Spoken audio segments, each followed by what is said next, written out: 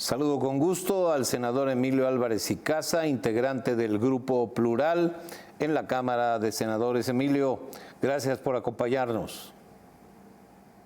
Buenas noches, Guillermo. Grande alegría estar en el Financiero. Muchas gracias. Feliz de encontrarme contigo.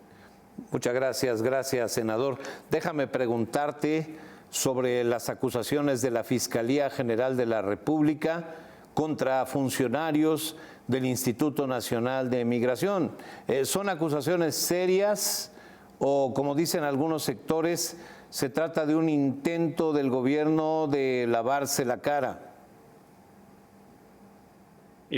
Partiendo del hecho, Guillermo, de que se trata de un crimen de Estado y partiendo del hecho que es una situación que nos avergüenza ante el mundo y ante nosotras y nosotros mismos, es increíble que a 15 días de los hechos no haya una sola renuncia. Es inaceptable que López Obrador diga que va a esperar el resultado de las investigaciones para ver si se determina o no la continuidad de Francisco Garduño a la cabeza del Instituto Nacional de Migración. Y lo digo porque hay diferentes tipos de responsabilidades. Sí hay una responsabilidad que puede terminarse en una culpabilidad penal, puede haber responsabilidades administrativas. Sorprende que hasta la fecha la Secretaría de la Función Pública no haya dicho nada. Sorprende que la CNDH no diga nada. Bueno, pareciera ya no sorprende por su omisión y su omisión. Pero lo que es ineludible es la responsabilidad política y ética. Y esa decisión tendría que haber tomado ya López Obrador. 40 personas murieron y más de 20 resultaron gravemente lesionadas. ¿Y no le parece suficiente para perder la confianza de unos servidores públicos responsables en la materia?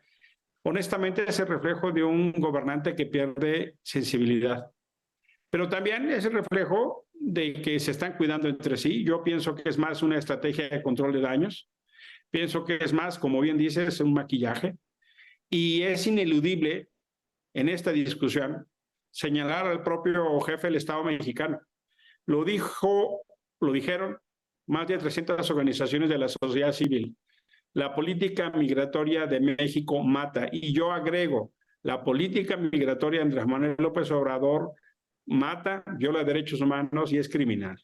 Y claro que en ese tipo de decisiones de incorporar a la Guardia Nacional, de aceptar a 30,000 personas expulsadas de Estados Unidos, de Venezuela, de Cuba, de Nicaragua, que vienen huyendo de las dictaduras, es una decisión del presidente. Claro que militarizar el Instituto Nacional de Migración es una decisión del presidente. Claro que recortar el presupuesto para la Comar y tener a la gente esperando meses o más de un año en papeles. Aquí en la colonia Juárez había cientos de tiendas de campaña de migrantes desesperados pidiendo refugio. Es una decisión del presidente. Y por eso creo que el presidente ha sido de nervio muy lento.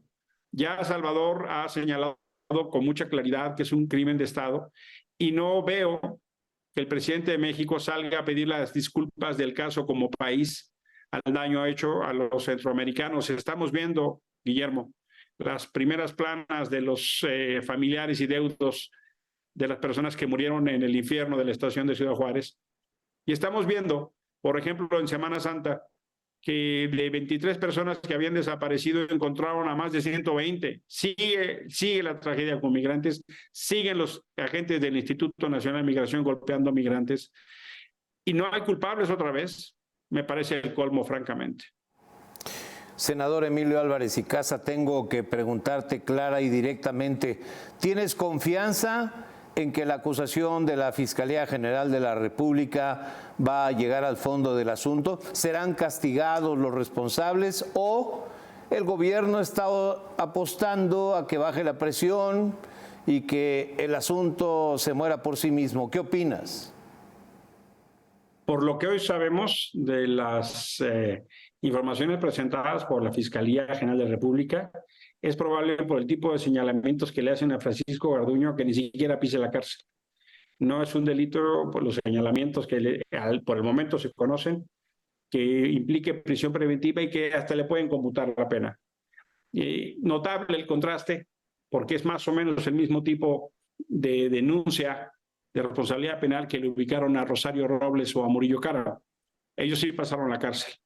Andrés Manuel está dando un ejemplo de cómo a sus adversarios les utiliza la justicia para perseguir y a sus amigos para proteger, a sus aliados para proteger.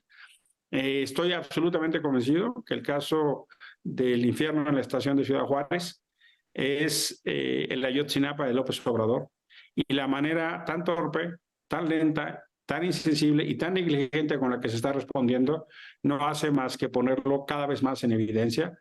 Yo no tengo ningún elemento de confianza, dada la manera en que están respondiendo, de que en verdad va a haber justicia. 18 de las 32 delegaciones del Instituto Nacional de Migración son dirigidas por militares. Eso es una decisión que tomó López Obrador.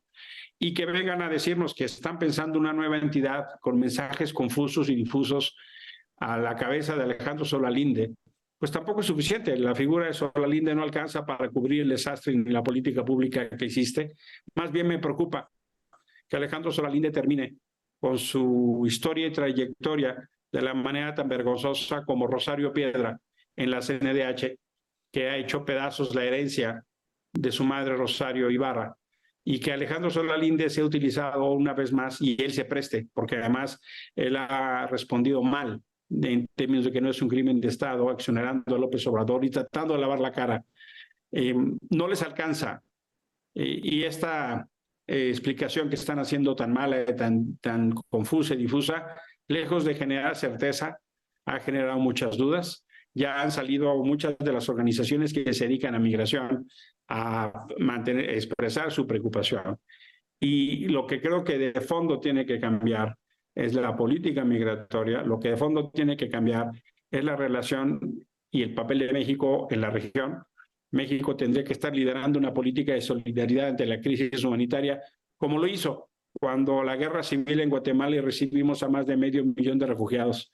Ese liderazgo no está ahora en el país. No creo que vaya a cambiar la política de relación de sumisión ante Estados Unidos, y no creo que vaya a cambiar una política que han implementado de seguridad por una de solidaridad.